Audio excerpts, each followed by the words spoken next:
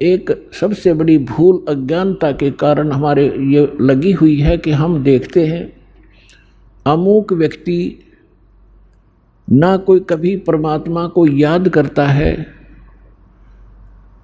और ना कोई ऐसा धर्म कर्म करता है, सारा दिन अपना मस्ती में रहता है, गोटी लगाता है, और फिर भी उसको सारे सुख प्राप्त हैं, परिवार भी ठीक है, बच्चे भी ठीक लाइन पर लगे हुए हैं और सब संतान भी है, पोता पोती सब कुछ है।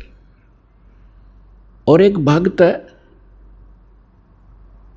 वो सब भक्ति भी कर रहा है, दान धर्म भी करता है, सत्संग में भी आता है, और उसको फिर भी कोई ना कोई ठूठा होती रहती है, कोई ना कोई कष्ट घेर ही लेता है। अब बगैर ज्ञान के, बिना ज्ञान के प्राणी यहाँ मार खा जाता है। वो ये सोच बैठता है क्या फायदा इस भक्ति का, ये व्यक्ति सामने वाला कभी राम नाम लेता नहीं, कोई धर्म नाम की चीज ये जानता नहीं, इसको सारी सुख प्राप्त है और हम सब कुछ कर रहे हैं, फिर भी कोई ना कोई दुख आ ही रहा है। तो पुण्यात्माओं,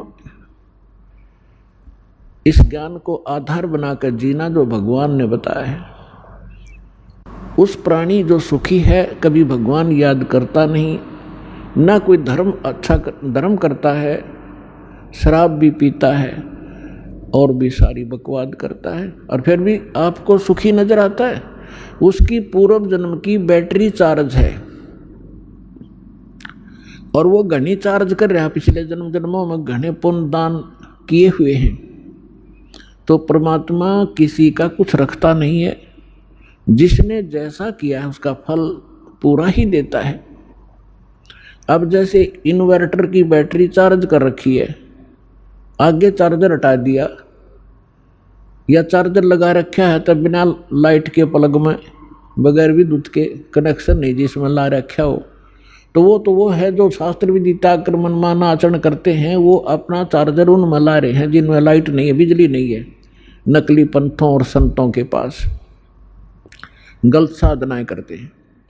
और जो बिल्कुल नहीं लगा रही चार्जर, साधना करते ही नहीं, वो फिर भी सुखी हैं, तो वो बैटरी चार्ज है उनकी।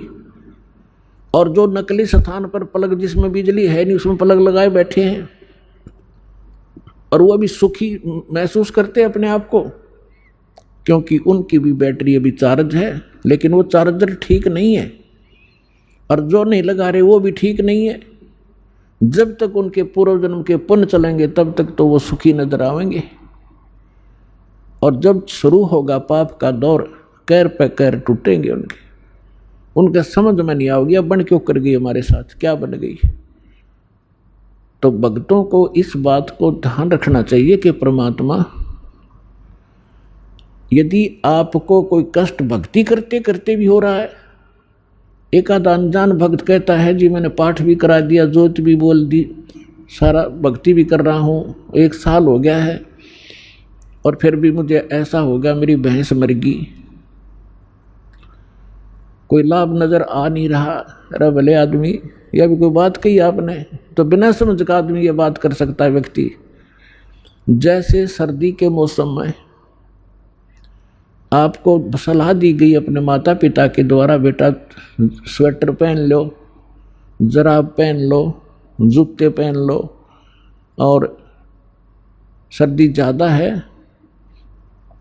अब जराब भी पहन रखी है, जूते भी पहन रखे हैं, कमीज मोटा पहन रखा है और स्वेटर भी पहन रखी है, और फिर भी सर्दी महसूस हो रही है। तो क्या वो बच्चा ये कहेगा कि मैंने सारा कुछ पहन रखा है फिर भी सर्दी लग रही है, इन्होंने क्या बचाव किया मेरा। अपने आत्माओं, कई भक्त अनजान कहते हैं मुझे कोई लाभ नहीं हुआ, मैं तो भक्ति ही छोड़ दूंगा। तो ये बातें इस ज्ञान को सच्चे ढंग से अच्छी तरह ना समझने के कारण ही ये मन में इस प्रकार की जो दुर्भावनाएं पैदा होती हैं। उसके लिए सत्संग ध्यान से सुनना चाहिए। अब जिस व्यक्ति ने सर्दी के सारे कपड़े पहन रखे हैं और फिर भी सर्दी महसूस हो रही है, तो वह सर्दी घनी है। और वो यूं कह क्या फायदा है इन कपड़े के पहन का, जर्सी पहन रहा, स्वेटर पहन रहा।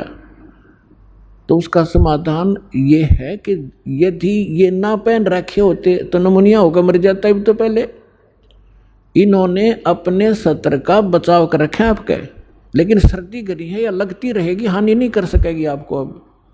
और ये ना पहन रहा होता तो नमूनिया होकर मर जाता। तो पुण्यात्माओं, जो भक्ति आप कर रहे हो, साधना कर रहे हो, पुण्य करते हो, दान करते हो, ये आपको स्वेटर, जर्सी और जुराब पराई जा रही है, और फिर भी कोई हानि हो रही है तो होने दो वो, क्योंकि आपके पाप कर्मों की सर्दी घनी है, लेकिन वो हानि नहीं कर सकती। थोड़ी बहुत आपको आभास अवश्य होगा, जैसे हाथ ठंडे हो गए, कान्ना का ठंडी ठंडी हवा लग रही है, लेकिन हानि नहीं कर सकता आपको, क्योंकि आपने बहुत बचाव के कपड़े डाल रखे। इस बात को ध्यान रखना।